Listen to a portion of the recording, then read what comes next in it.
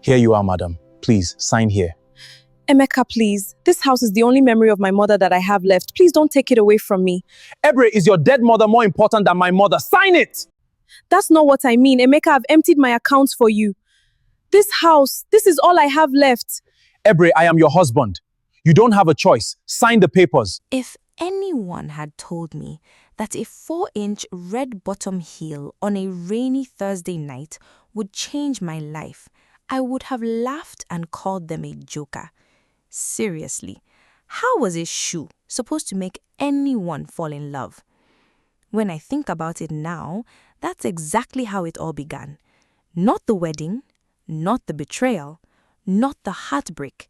It all started with a shoe. My name is Ebere Okafor, and this is my story. I was 24 years old, working as an administrator at one of the biggest companies in Lagos, where I had been employed for a little over 2 years. I wasn't thinking about marriage, I wasn't looking for love. The only thing on my mind that year was getting a promotion.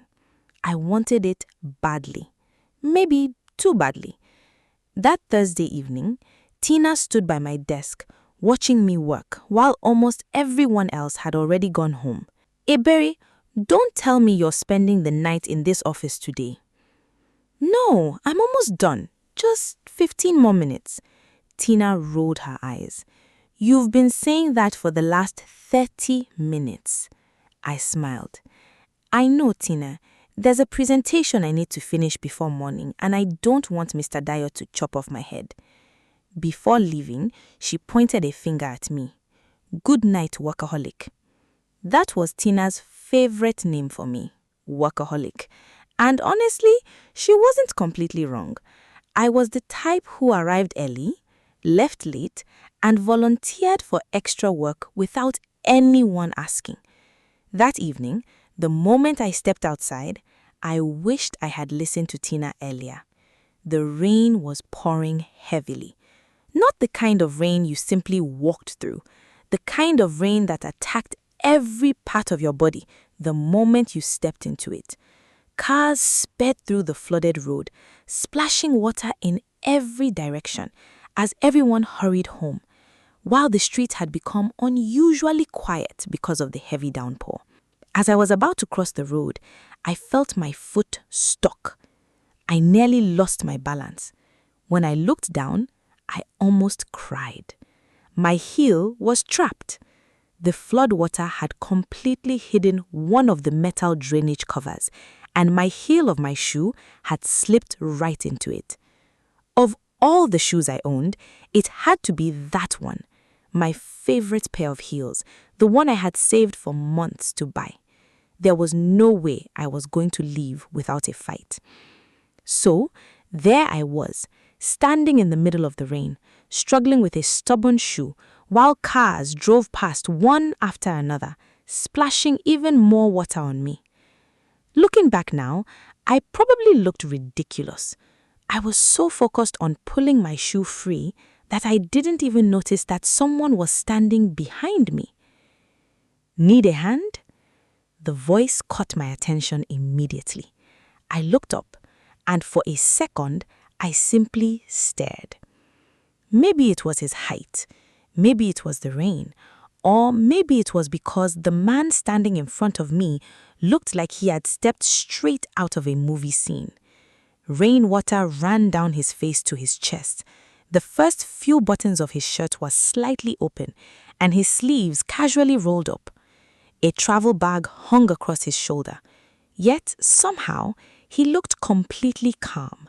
And his voice had the kind of warmth that immediately put anyone at ease. The kind of voice that made you feel safe without even knowing why. He glanced down at my trapped shoe. Let me help. Within seconds, he pulled the heel free and handed it back to me.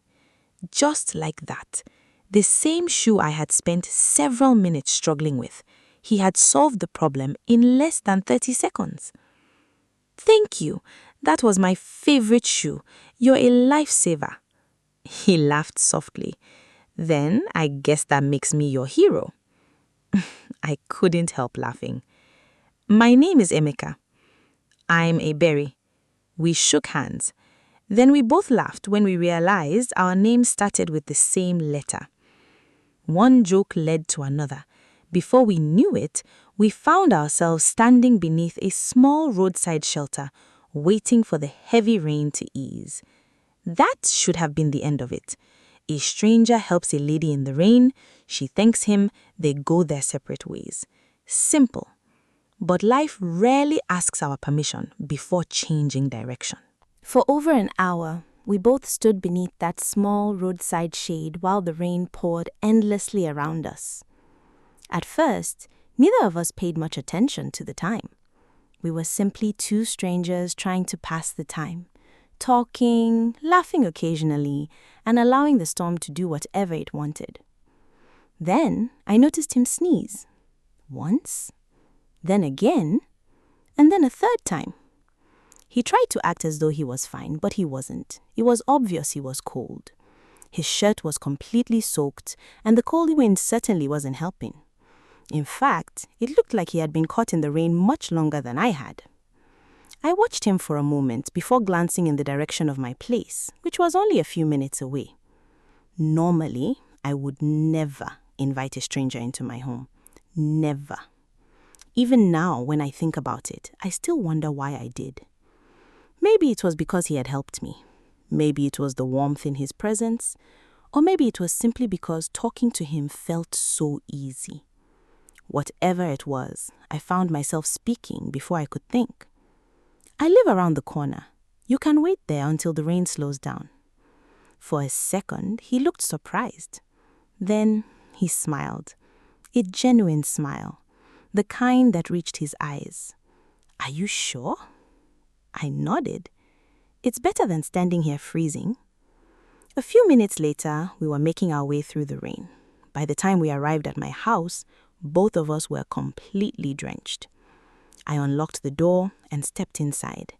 The familiar comfort of home wrapped around me immediately. It wasn't luxurious. It was all I had left of my late mother. And every corner of that little house carried a piece of her, which made it mean so much to me. I handed him a clean towel. Here. Thank you. While he dried himself off, I disappeared into my room and changed into something more comfortable. When I returned, I headed straight for the kitchen and made coffee.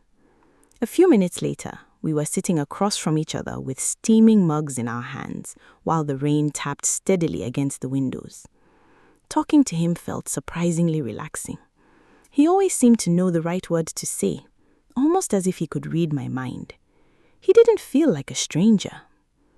As one conversation led to another, he told me about his mother. She lived in the village and had been struggling with her health for some time. I remember listening quietly. There was something about the way he spoke about her. The love, the concern. He sounded like a devoted son who would sacrifice anything for his mother. Outside, the rain continued to fall. Inside, the hours slipped by unnoticed, and neither of us realized just how late it had become. Then, somewhere in the middle of our conversation, I asked a simple question, a question that would change everything. So, where are you staying tonight? For the first time that evening, the smile on his face disappeared, and suddenly, the room became very quiet. For a moment, Emeka didn't answer my question, as though he was suddenly embarrassed to speak. Then, he gave a small smile that didn't quite reach his eyes. Go on, he sighed. Honestly, I don't know. At first, I thought he was joking. Then, I realized he wasn't.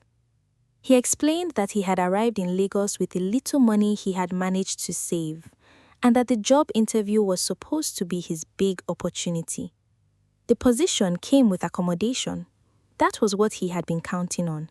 If he got the job, he would have somewhere to stay, a steady income, and a chance to finally take proper care of his mother. Everything depended on it. I remember sitting there quietly trying to process everything he had just told me. A complete stranger, in a city he barely knew, with nowhere to sleep. Part of me felt sorry for him. The other part reminded me that he was still a stranger. Eventually, I offered him my couch for the night. Just one night. At least, that was the plan. The next morning, I left for work while he headed for his interview. Before leaving, I wished him good luck. He thanked me and promised not to overstay his welcome. The entire day, I barely thought about him because I had reports to finish, meetings to attend, and a promotion to chase. Work remained my priority. By the time I got home that evening, I found him sitting quietly outside my apartment door. For a moment, I simply stood there looking at him. I didn't need to ask. The answer was already written all over his face. The disappointment, the exhaustion, the defeated look in his eyes. It didn't work out, did it? I asked, trying to brighten his mood with a smile. He looked up at me and tried to smile back. It didn't quite work. Then he slowly shook his head. I didn't get it. Just 4 words, but the disappointment behind them was impossible to miss. I unlocked the door and we went inside. The silence in the room felt almost as heavy as the disappointment hanging over him. I looked at him and sighed. "I'm sorry, Emeka." He nodded slowly. For a moment, he stared at the floor as though he was gathering the courage to say something. Then he finally looked up at me. "Can I ask you for something?" I frowned slightly. "What is it?" He hesitated before finally saying it. "Can I stay here for just 2 more days?" Before I could answer, he quickly continued. "Just 2 days. I'll look for any job I can find, anything at all. I just need a little time to figure things out." I remember looking at him for a long moment. Part of me wanted to refuse. After all, he was still a stranger. But another part of me couldn't ignore the look on his face. I knew how hard Lagos could be. I knew how quickly life in the city could become frustrating when you had nowhere to go and no one willing to help you. And really, what harm could 2 days do? So I agreed. At the time, it felt like a small act of kindness, nothing more. Just 2 days. At least, that was the plan. 2 days became a week. A week became 2. Before I knew it, weeks had turned into months. And somehow, without either of us planning it, Emeka had quietly become part of my life. At first, it was the little things. I would come home from work and find the house spotless. The dishes washed, the floor swept, everything in its place. Then there was the cooking. And let me tell you something about Emeka. That man could cook. Not ordinary cooking. The kind of cooking that made you close your eyes after the first bite just to appreciate what was happening in your mouth. The kind of food that made you scrape the plate clean and still look around hoping there was more left in the pot. The first time he cooked for me, I remember staring at him in disbelief. I had expected something simple, maybe noodles or bread and eggs. Instead, he made spicy asun jollof rice with fried plantain from scratch. I still remember the aroma filling the entire house long before I even saw the food. By the time I took the first bite, I was completely speechless. It tasted better than what some restaurants charged a fortune for. After that day, I happily stayed out of the kitchen whenever Emeka volunteered to cook. The arrangement worked perfectly. I focused on work, he focused on finding a job. And somewhere along the line, coming home started feeling different.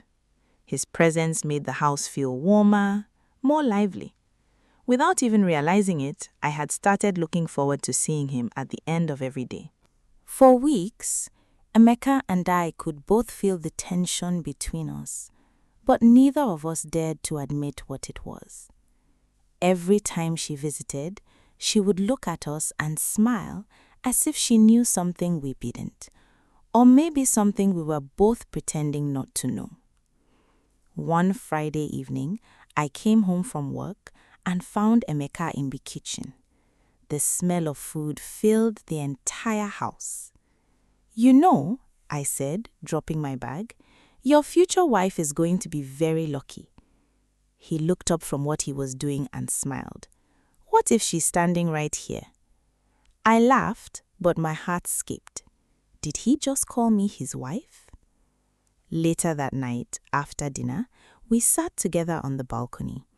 The city lights sparkled in the distance, and the cool evening breeze made the moment feel peaceful. For a while, neither of us said much. Then Emeka turned to me. There was something different about him that night. He looked nervous. He reached for my hand and held it gently. I could immediately feel his sweaty palm. For the first time since I had known him, Emeka looked unsure of himself, and somehow I already knew what was coming. He took a deep breath, then another. "I think I'm in love with you." The moment the words left his mouth, he shook his head. "No." A nervous laugh escaped him. "I'm sorry, that came out wrong." He looked directly at me. "I am in love with you, Ebere." My heart skipped. For months I had been fighting the same feelings, convincing myself not to get carried away and telling myself that he was just a friend. But hearing him say those words out loud changed everything. For a moment, neither of us spoke. Then Emeka looked away, suddenly embarrassed by what he had just said. Maybe he was thinking about how strange it all was. A man who had arrived in a city with nowhere to stay had somehow fallen in love with the woman who had offered him a couch for the night. I squeezed his hand. He looked back at me. Then I smiled. "I love you too, Emeka." Immediately, relief washed over his face. Then he pulled me into his arms, and under that cool evening sky, we shared our first kiss. Even now, I still remember it like it was yesterday.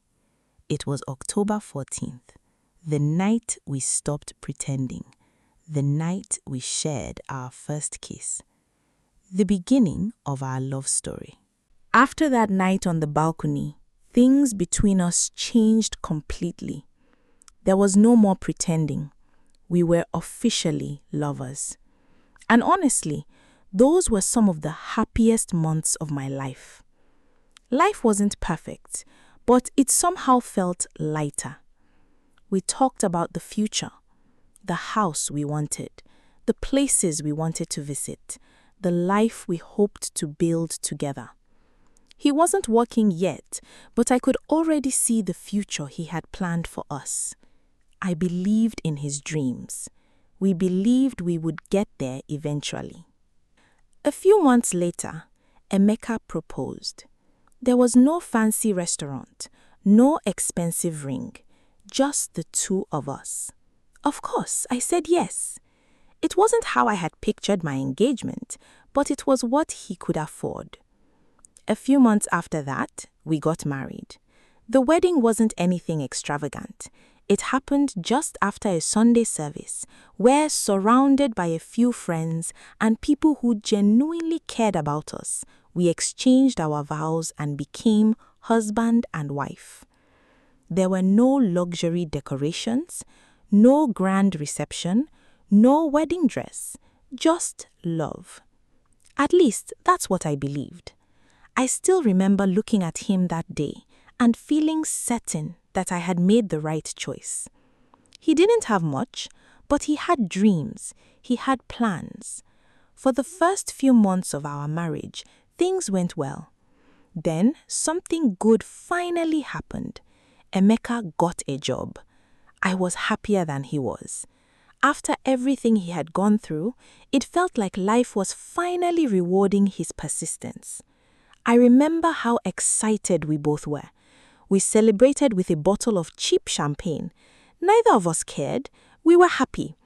For the first time in a long while, things finally seemed to be falling into place. Then, 2 weeks later, everything changed.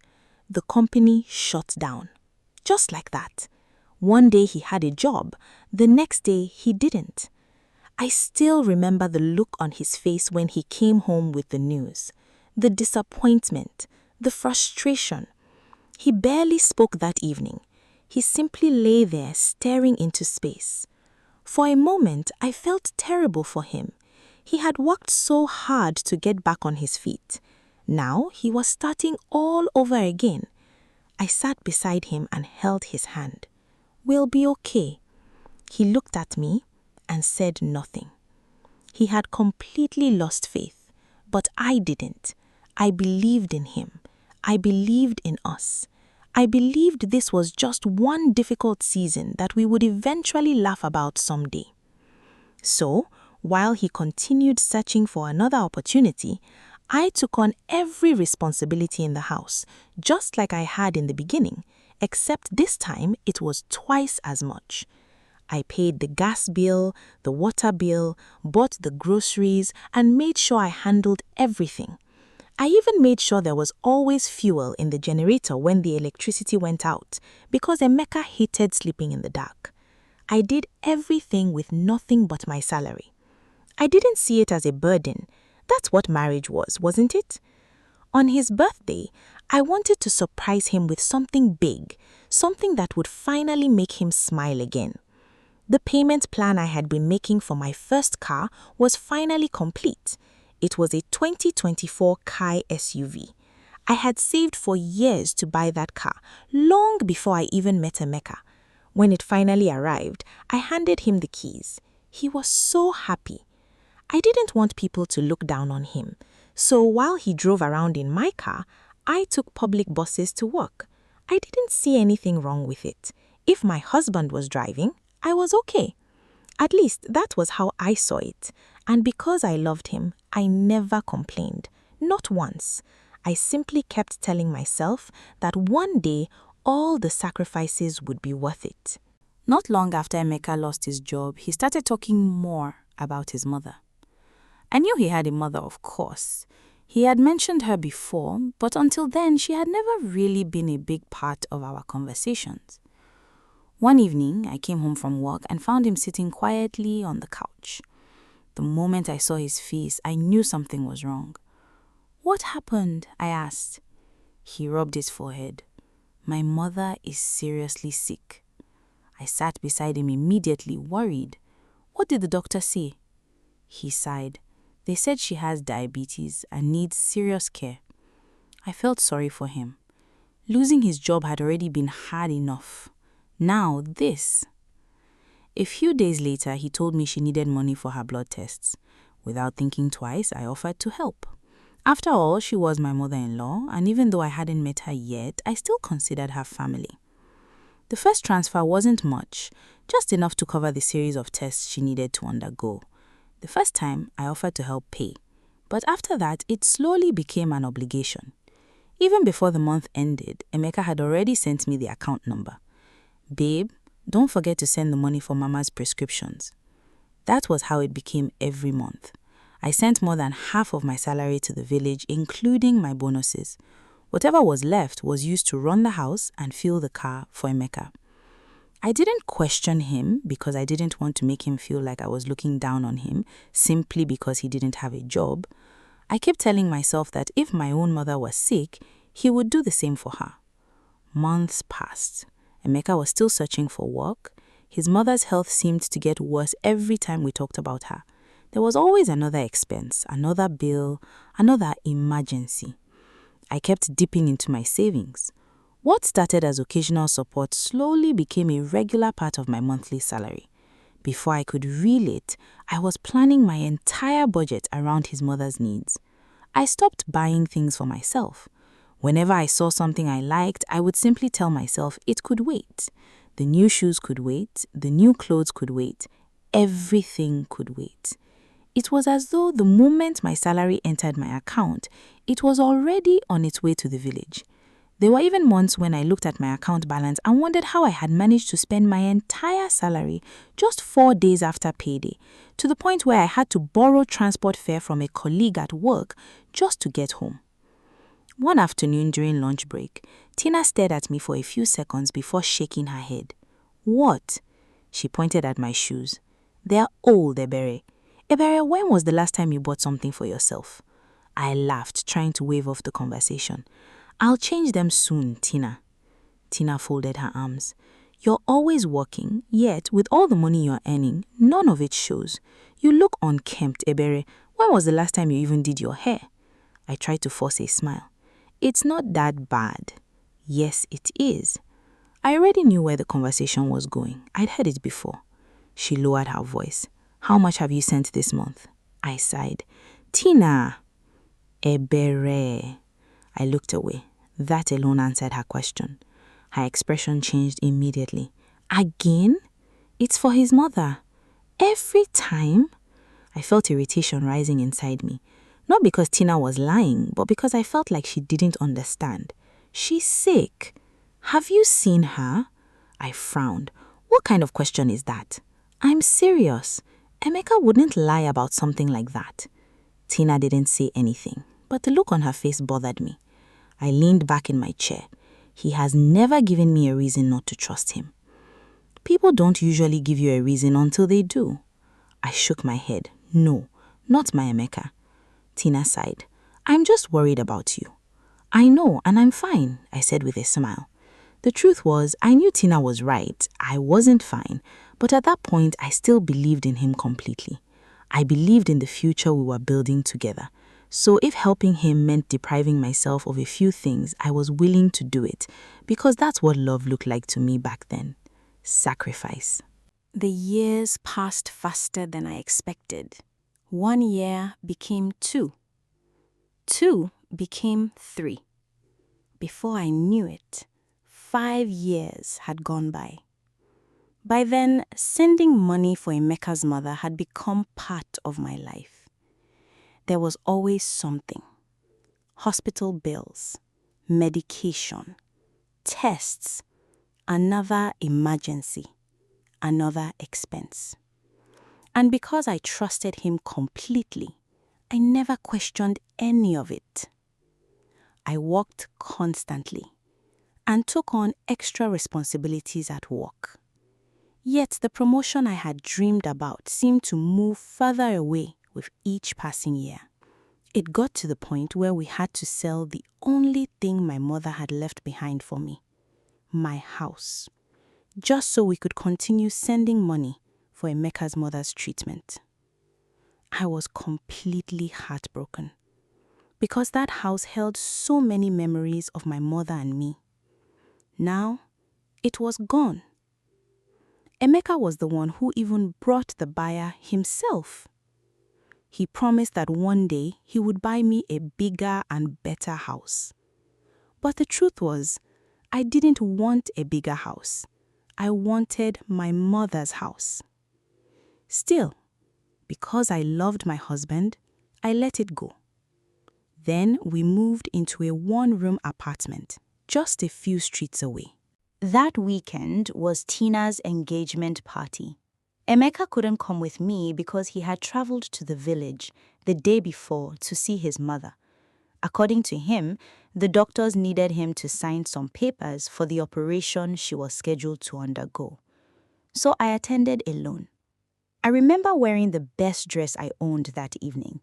It wasn't new, but it was my favorite. And for once, I wanted to forget about work and simply celebrate my friend. Tina was excited when I arrived. Not long after, she introduced me to her fiancé, Femi. Femi was a doctor at one of the private hospitals in the city, and one of those people who were easy to talk to, funny and almost too playful for a doctor. The three of us spent most of the evening chatting and laughing. At some point, Tina asked about Emeka. "Where is Emeka?" she asked. "He traveled to the village to see his mom," I replied. "Oh," Tina said. "I hope she gets well soon." As I brought out my phone to show her the Asoebi design I had seen earlier that day, Femi suddenly spotted a picture of Emeka on my screen. The moment he saw it, his expression changed. He looked at the picture again, then at me. I know him. I laughed. No, you don't. I'm serious, he said. I saw him yesterday at the hospital. I immediately shook my head. That's impossible. He's in the village. Femi frowned. I don't think so. He came in with one of my patients, a woman named Sylvia. I stared. He said she's his wife. I laughed, not because it was funny, because it made no sense. I'm his wife. Femi looked genuinely confused. Then he added, she was about 6 or 7 months pregnant when she came in for her monthly checkup. For a moment, I didn't know what to say. I kept telling myself he was mistaken. People looked alike. That had to be it. Because there was no way Emeka could be in the village and at the hospital at the same time.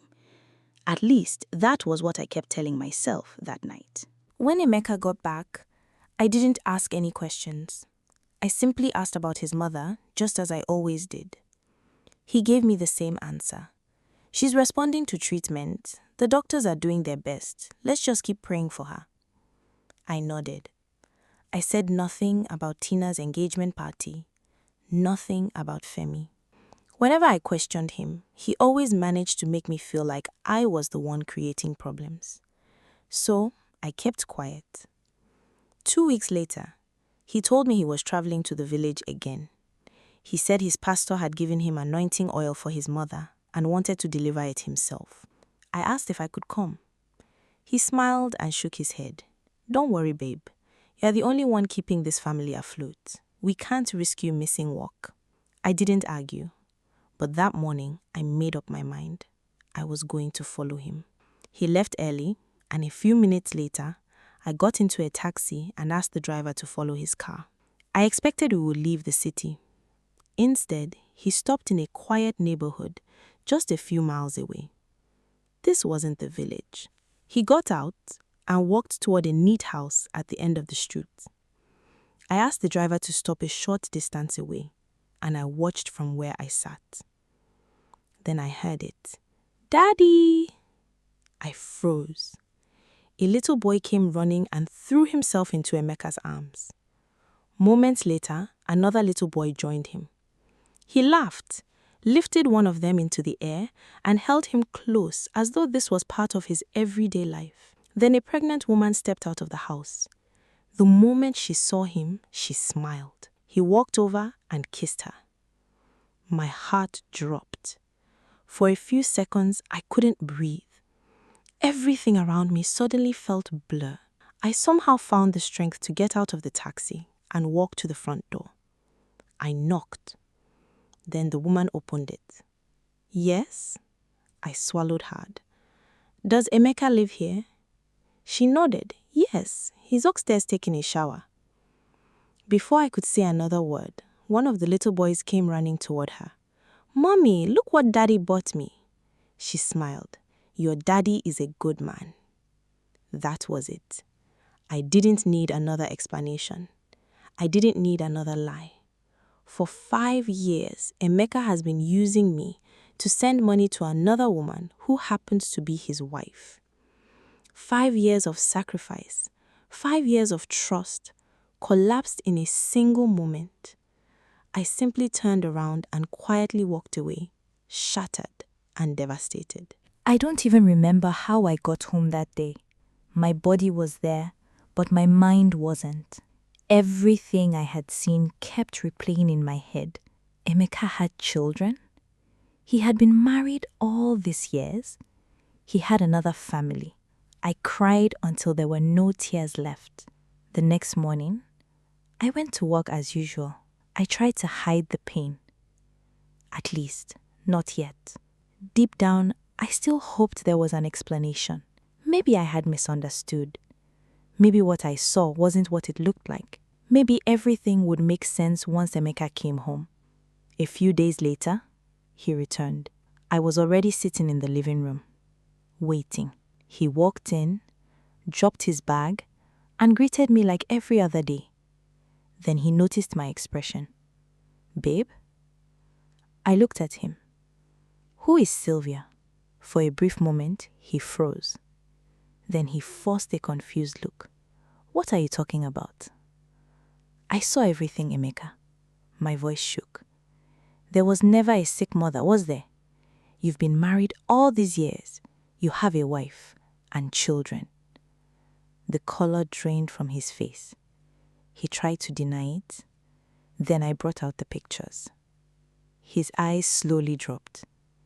In that moment, I knew. Femi had been telling the truth. There was no sick mother waiting in the village. I finally knew where my money had been going. For 5 years, the man I called my husband had drained me of everything I had. You made me sell my mother's house, I said, struggling to hold back my tears. The only thing she left behind. And I gave it up because I believed you. He said nothing. He simply stood there, watching me. Every salary, every sacrifice, every dream I gave up. I stared at him, waiting for an explanation, a denial, an apology, anything. But he remained silent, as though the 5 years we had spent together meant nothing.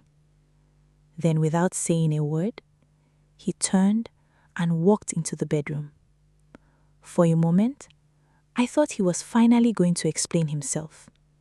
Instead, I heard the wardrobe doors open. He was packing. I stood there, crying, unable to move. A few minutes later, he walked back into the living room carrying his bags.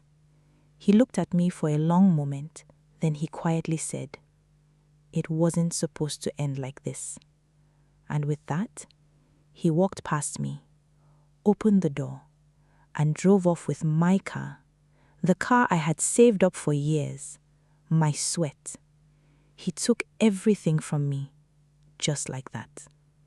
After everything I did for this man, he left me just like that. That day, I cried harder than I ever had in my life. Not because he had left, but because I finally understood that the man I had loved for 5 years had never truly loved me, but he was only using me. The future I had built around him collapsed before my eyes. For the first time in my life, I felt completely helpless. A year after Emeka walked out of my life, I was no longer the same woman he had left behind. The first few months after our separation were difficult. There were days when the betrayal felt fresh all over again, and nights when I found myself replaying every decision I had made during those 5 years. But life has a way of moving forward, whether you're ready or not. So I moved forward too. Instead of mourning everything I had lost, I focused on rebuilding what remained. I worked harder than ever before. And because I was no longer sending money to a sick mother who had never existed, I finally had enough to take care of myself again. For the first time in years, I became my own priority. I changed my wardrobe. I threw away the worn-out shoes that had stayed with me for years. Little by little, I started recognizing the woman staring back at me in the mirror. At work, all the years of dedication I had poured into my career finally paid off. The promotion I had waited years for eventually came. When I least expected it, I was appointed the managing director of the company. My salary became almost 10 times what I had earned before, and with it came an official car and several benefits I had once only dreamed about. One of the first things I did was buy back my mother's house. Walking through that front door again felt like reclaiming a piece of myself that I thought I had lost forever. For the first time in a long time, I wasn't just surviving. I was living again. One afternoon at work, I was going through some reports when Tina rushed into my office. The moment I saw her face, I knew she had news. She closed the door behind her and sat down. "Ebere, you're not going to believe this." I smiled. "What happened?" "It's Emeka." Hearing his name no longer hurt the way it used to. It no longer carried the weight it once did. Tina took a breath. "Femi told me Sylvia left him." I looked up. "What?" She nodded. "The woman he chose over you, she left." Before I could respond, she continued. "And that's not even the worst part. The children weren't his. None of the 3 children were." For a few seconds, I simply stared at her, convinced I had heard her wrong. According to Femi, the truth had come out months earlier. Sylvia had been having an affair for years, and all 3 children belonged to another man. When the money stopped coming, she eventually left Emeka and went away with the children to be with her lover. For a moment, I said nothing. The same man who had lied to me for years had been living a lie of his own. The family he chose over me had never truly been his. Tina watched me quietly. "Say something." I smiled. "I don't know what to say." And honestly, I didn't. I wasn't happy. I wasn't celebrating. I simply felt nothing. Maybe because I had already cried every tear I had for him months ago. A few weeks later, I received a message from Emeka. "Ebere, please, can we talk?" At first, I ignored it. Then another message came, and another. Eventually, I agreed. Not because I wanted him back, but because I wanted that chapter of my life closed completely. 3 days later, we met at a quiet restaurant. The moment I saw Emeka, I almost didn't recognize him. The confidence he once carried was gone. The man sitting across from me looked like a shadow of the man I had married. As I sat down, he stared at me for a long moment before speaking. "Ebere, you've changed." A faint smile crossed his face. "You look beautiful." "Thank you," I replied. For a few seconds, neither of us spoke. Then he lowered his head. "I'm sorry, Ebere." His voice trembled. "I'm sorry for every lie I told you. I'm sorry for every tear you cried because of me. I'm sorry to take your love for granted. I know I don't deserve your forgiveness, but please, find a place in your heart to forgive me. I still love you." I listened quietly.